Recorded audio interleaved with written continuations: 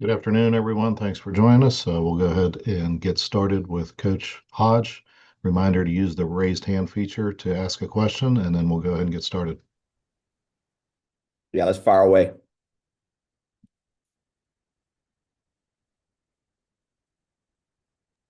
We'll start with Justin.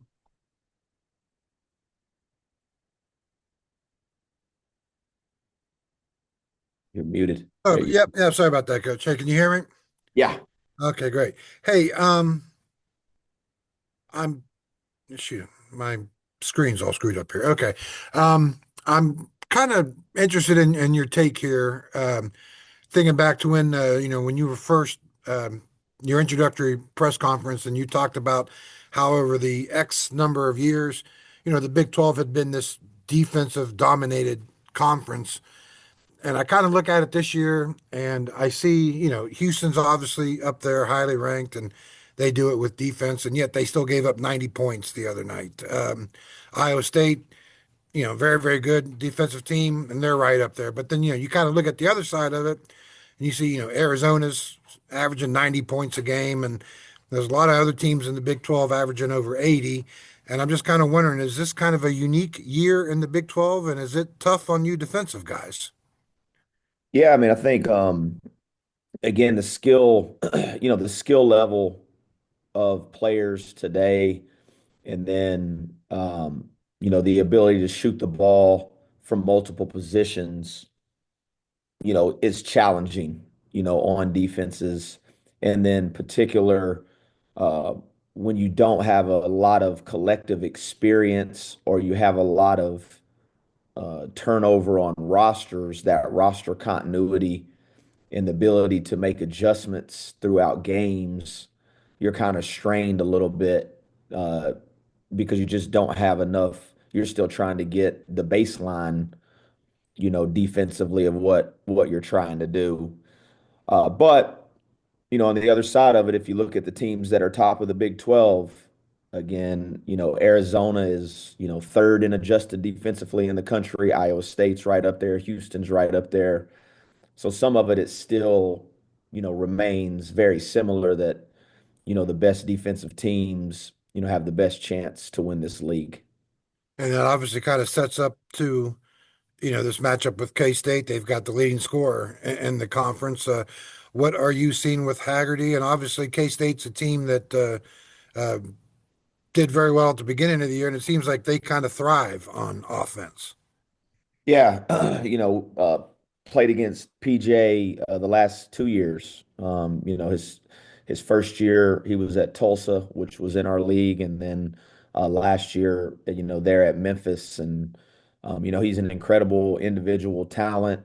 Does such a good job of drawing fouls, and they do a good job of putting the ball in his hands in space, and he's got shooting around him, and he's an extremely he's an extremely tough cover. Has great touch in the mid range, and again, just puts so much pressure on your defense. You got to have really good discipline at the end of the play to make sure you're showing your hands and not picking up any cheap fouls. And then they've battled some injuries as of late, and that's distorted their team a little bit.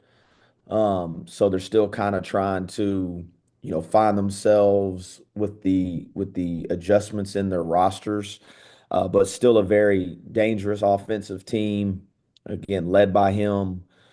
Castillo and Johnson are both capable of making shots. You saw what Kostick did in that Kansas game. He made four threes. So, they have good space around them. They can make shots, and then they have, kind of the ultimate, leverage piece in Haggerty that makes it difficult to defend.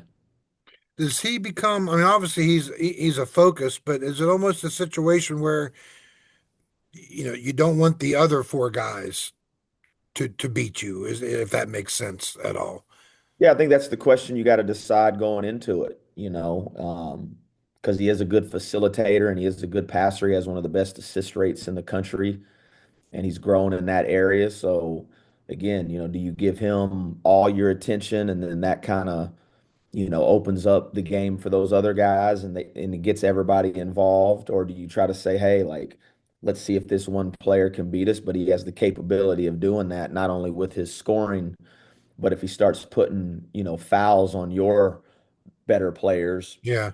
gets them in the bonus, now they're living at the line and you're taking the ball out of the net. So, like most really great players, they put you in better or worse, as far as like your game planning against them. There's not really like just one simple answer. Great players don't allow for simple answers. They're complex. Thank you, Coach. Quinn. Hey coach, so you got a two-game stretch here where you have an opportunity to go 6-3 in conference play, and those three losses are to top 10 teams in the country. Has there been kind of a message to these guys that, you are still very much in a postseason conversation, and, what are you guys doing to kind of make sure that that effort is there every single night? Yeah, not necessarily as it pertains to any sort of like postseason ramifications or, big picture stuff. My opinion on that kind of stuff is if you're taking care of the now and what's right in front of you, those things tend to take care of themselves. If you get too locked into trying to script, well, if this happens, then this can happen, and you just don't know what's going to happen. So haven't even thought about both home games, really just have thought about, Kansas State got back late Saturday night, got together tomorrow. You kind of put that road trip to bed and you're really just trying to figure out how you can beat Kansas State tomorrow, and that's kind of what the conversation is. We have a mature group, they're experienced. They've played a lot of college basketball. I've mentioned that. So, you don't have to remind them very often, kind of what means or doesn't mean or the opportunities. Like I think they're aware of those things, and we got a great opportunity at home tomorrow, and you gotta protect your home floor. Kevin. Coach, first of all, real quick, any problems travel-wise getting back? No, no, we were fortunate. The noon tip mountain time certainly helped us. We had a little delay waiting on our plane, but nothing crazy. We were able to get home. Landed in Clarksburg around 11:15 Saturday night, and so we were very fortunate in that regard. And second, looking at your rotation past few games and since the start of the year, looks like it's kind of narrowing down a little bit to eight. I know you said previously you're not necessarily married to a number, but that it can be tough to get 10 or so. Is this more a function of, the players that are getting the more minutes now are just more comfortable further along that progression process you talked about, or matchups, some of that coming into play? Combination of both. Combination of both. Matchups certainly dictate some of who you play and when you play them, and then you know, even in the pockets of these games, you're kind of trying to find some different combinations that give you your best chance to win that night. But I thought Morris played well in the Arizona game the other day. He's been having some good practices, so to go through the gauntlet of this league and the travel and the quick turnarounds and like you're gonna need everybody, but those eight that have kind of played the last few games, I think they've done a good job, and there's some continuity and there's some comfort amongst those, but the other guys got to be ready to contribute at a moment's notice as well, and we feel confident in those guys too. In this era of transfers, obviously tougher to get that message across to the number nine, number 10, guy that, hey, your chance may be there. I wouldn't say tougher, I think you got to communicate it. And again, I mean, I think when you have a mature group and mature people and it doesn't, again, it's not hard for them to know that all it takes is someone spraining an ankle or really bad foul trouble or any of the things that they've all experienced, in college basketball that's all it takes, is something that quick, and then you're right in the middle of it. And if you allow your mind to drift to a place of where I'm not going to play, or I'm not going to stay emotionally and mentally connected to what's going on, then when you do get a chance to hop out there, then you're not going to be ready for that moment. So I think it's just having, honest conversations with them and explaining like, hey, like you got to stay ready to go because you just never know. And that's kind of the message.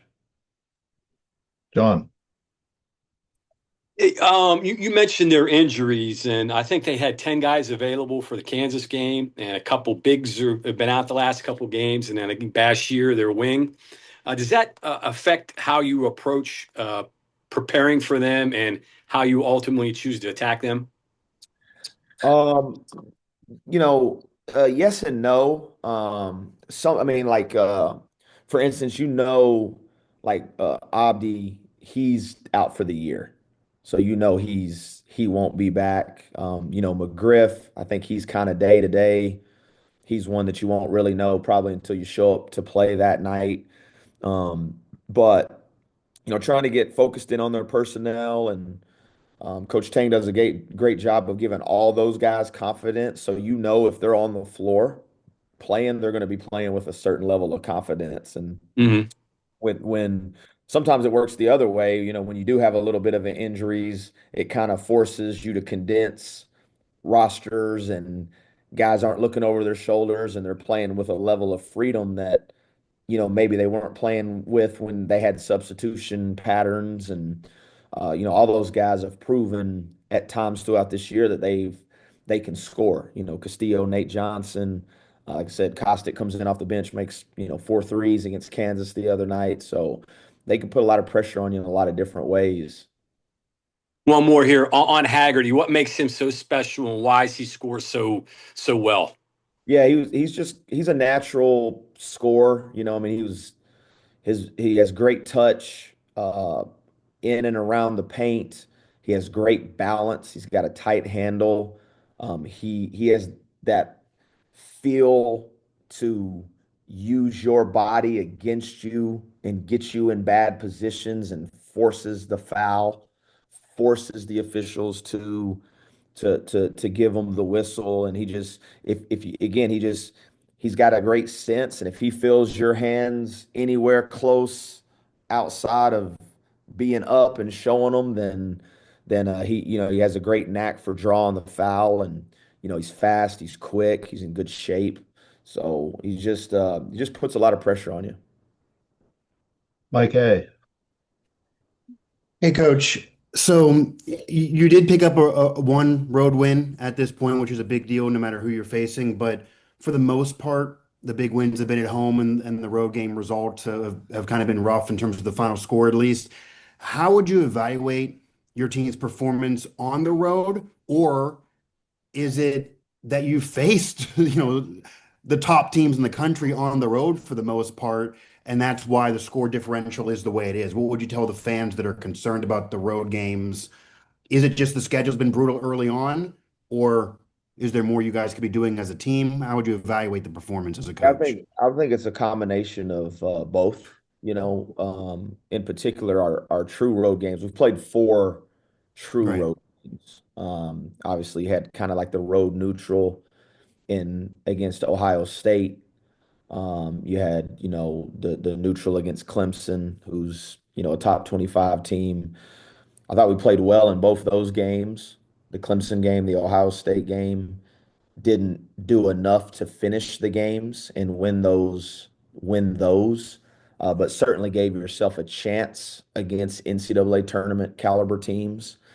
When we've gotten into league, to your point, you have played 3 of the best, 10 teams in the country on their home floor. I think Iowa State's lost 2 home games in the last 3 years. Houston's lost 1. Arizona's lost a couple. And the reality is your margin for error in those games is so thin that you have to play really, really good basketball for an entire 40 minutes. And we haven't done that against those teams. Um, some of it is them. Like I've mentioned that before. Coach Eustace would say sometimes the problem isn't you. Sometimes the problem is who you got to play and where you got to play them. Now, with that being said, there's still parts of those games that you look at, and regardless of who you were playing, you can do those things better.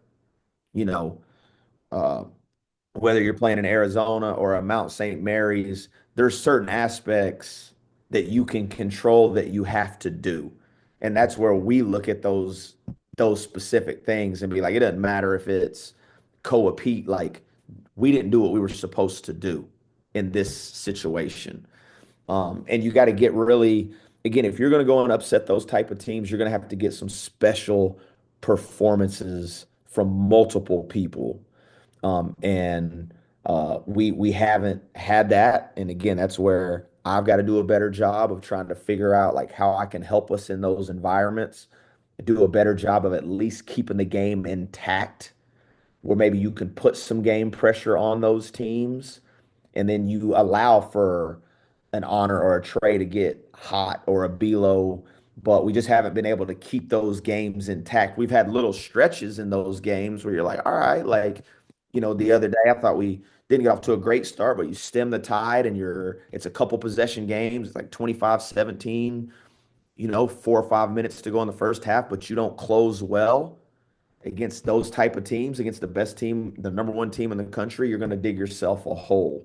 So, um, some of it is like, what can you take from those games and that are just ironclad, man? Like, we have to do this better, no matter who it is. Some of it is you play great defense, and Emmanuel Sharp hits a step back 25 footer, and you kind of tip his hat and say, hey, man, that was a hell of a shot by a hell of a player. So, I think you got to be, again, in this league, whether you have a big win or you have a disappointing loss, you better be able to digest it, process it, and move on to the next one pretty quick. And I think our team's done a good job of that to this point. And that's where you can't get too concerned with what happened on Saturday. Now, at this point, that's over, and you better be ready to play, Kansas State with one of the best players in the country coming into your building. That's kind of what your focus has to be. Yeah, and just quickly to slide another one in, I know you kind of answered this a little bit earlier with the big picture in the postseason, but is there any sense that you can almost use what's been out there, the projections? Lenardi did put you in the group to be considered, despite having a record that you wouldn't really want and having some rough losses. Is that almost in your eyes, almost a positive that you can tell the team that, hey, if we stack some wins and win some games we're supposed to, he's telling us that we're actually maybe going to get in, even though maybe the people are saying otherwise around the country. Like we have a chance here. Yeah, I mean, the reality is you're playing in Or the you just best. not look at that at all. Well, Like, is well, it not relevant to really, you? like because the reality is, um, when you play in the Big 12, you're always going to have those opportunities. I mean, Yeah. everyone Okay. still has an opportunity, honestly. Yeah. Even the teams that you maybe look at like from a record standpoint, you're like, oh, like you win 8 in a row, 7 in a row in the Big 12, you're gonna be on the bubble or on the right side of the bubble, and Okay. and that's the reality. I mean, our metrics are not terrible. You know what I mean? From like a Ken Palm standpoint, your net, you're gonna have multiple opportunities from quad one, quad. Like you're gonna have the opportunities are there. Now we have discussed that as a group, not in particular to like what you were saying specifically, this person or that person. Okay. I've Yeah. just mentioned in the past, like, thank God that this isn't football. If this was football, you probably don't even have a chance to compete for a national championship anymore, if you're just being Right. honest. Basketball affords a lot of opportunities, Yeah. and nothing's really final until it becomes painfully evident that it's done. And then even then, you still got the Big 12 tournament, which you could say like, well, maybe it doesn't. but you still have that opportunity. So we know we have a lot of opportunity ahead of us. Again, we have a mature team. Um, there's a lot of chances, but you've gotta take care of what's right in front of you. And the reality is, you got to put everything you can into beating Kansas State tomorrow. If you beat them, or if it goes the other way, like even then, nothing's Right. established one way or the other. So you really are just trying to lock into what's in front of you. Don't get too outside of trying to project what could happen down the road or what this means because you don't know. None of us do, those things, and just try to stay locked into making sure we're ready to play tomorrow. That's the biggest message to the team. Okay, thanks. And I also apologize for my daughter screaming in the background if you heard that, but It's all thanks. good, man. It's all good. Thank We've you. all been there. Yeah. Let's go to Bob.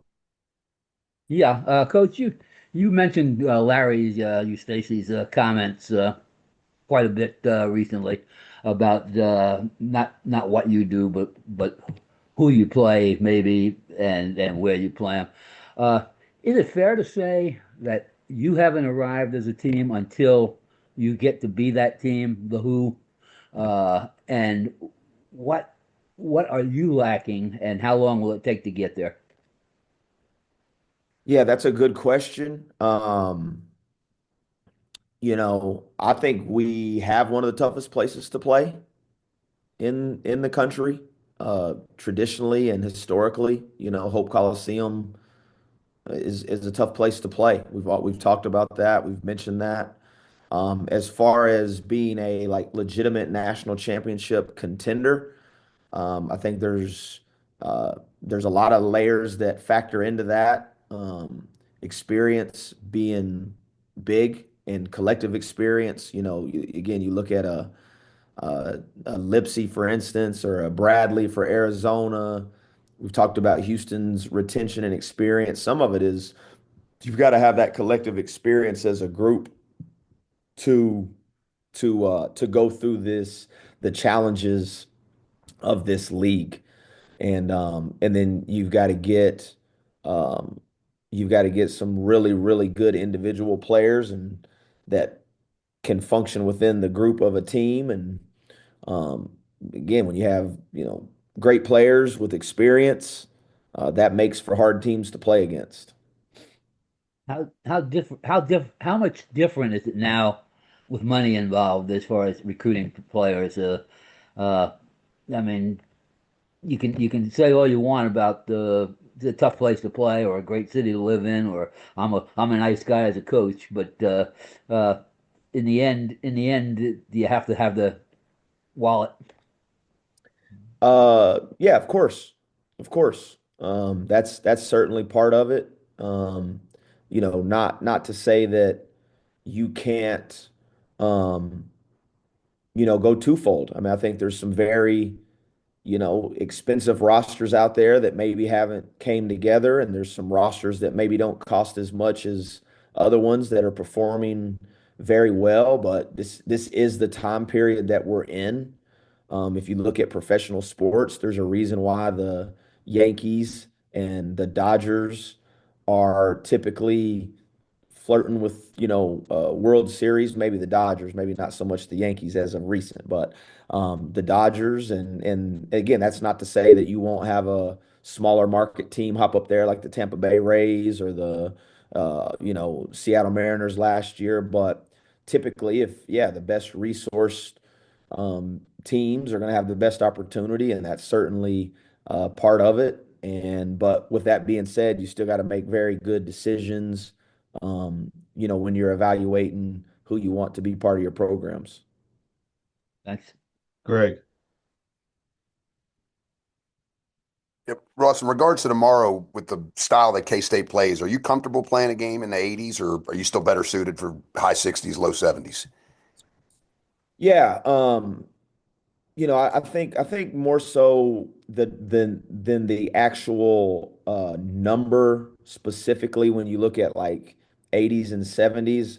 I think if you're just like we need to be efficient offensively, you know, regardless of um, the raw number. I mean, I think you look at our Arizona State game. I don't remember what the final score was, 75 to 63, but we were incredibly efficient points per possession, and we were able to hold them under a point per possession, which is what you want to do. Um, Again, I don't think it's to our benefit to get into like a up and down, high possession, high scoring game with a team like Kansas State. I feel like that's when they're at their best. But we've also got to be able to take advantages when we do have opportunities in transition. We need to be opportunistic and can't turn it into just a complete half court game only because it's hard to score in a half court, So we need to be efficient offensively. That certainly helps your defense get back, keep the ball out of the paint, keep them off the foul line, keep Haggerty off the foul line, and then that allows us to play with some flow offensively. Mike C. Hey Ross, how are you?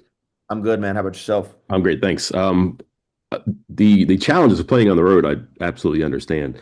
It also makes the home games probably that much more important too, and you're going to see good teams at home too.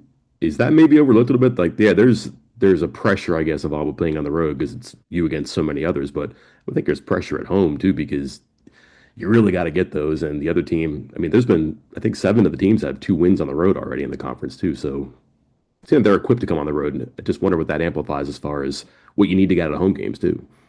Yeah, you got to protect home floor. There certainly has to be a certain level of like urgency to protecting that because it is hard to win on the road. It's hard to win on the road, in this league in particular, especially with again, you look at like the kind of the start we had. Your three of your first four road games are against top 10 teams in the country, and so there needs to be definitely a heightened sense of awareness. To protecting home court. It's a big deal. You got to take pride in it. But like I told our guys, it doesn't happen just because you want it to happen, and it's not going to happen. Like there can't be a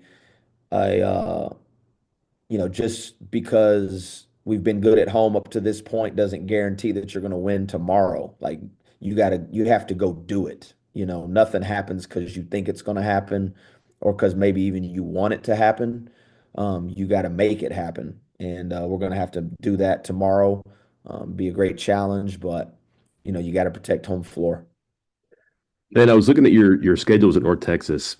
Maybe once a year, do you have back-to-back road games to stay on the road, or was this a first for you last week? Um, no, first in my career. No, as a head coach, like I think I'm looking at it. I'm not having it in front of me. Maybe ECU, Charlotte, and then South Florida. I'm trying to think of who else, but like, have you stayed on the road to play back-to-back? Yeah, you didn't do it as much when we went, and again, like, yeah, when I was a head coach and we went to the American, you got to kind of like more this type of, it wasn't travel partners. When we were in Conference USA before that, even though I wasn't the head coach, pretty much every road trip was a travel partner type of game.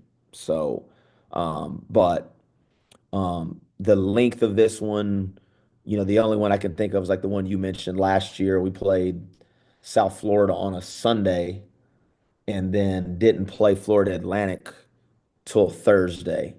But we got to hang out in Boca Raton for like 6 days in the middle of February. So there was Not worse bad. things. It's Yeah. kind of like hanging out in Tempe and Tucson, Arizona, Yeah. when it's 70 degrees there. And it's probably not a bad time to get a little sunshine.